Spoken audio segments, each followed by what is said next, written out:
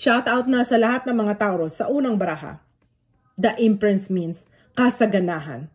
Katuparan ng lahat ng mga pinapangarap mo sa iyong buhay, mga Taurus. Sa pangalawang baraha.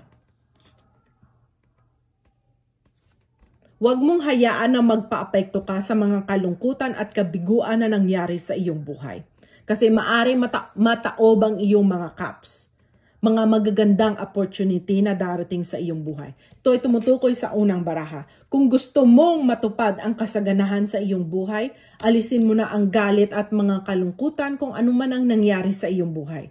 Ang mga taong nakasakit ng iyong damdamin, patawarin mo na para magkaroon ka ng peace of mind. Para hindi na masayang ang magagandang opportunity na darating sa iyo, mga Taurus. Sa panghuling baraha, itong kamay ay sumisimbolo ng kamay ng ating Panginoong Diyos. Ibig sabihin, pinapatnubayan at ginagabayan ka ng ating Panginoong Diyos, mga Taurus. Tinutulungan ka para makamit mo lahat ng mga pinapangarap mo sa iyong buhay.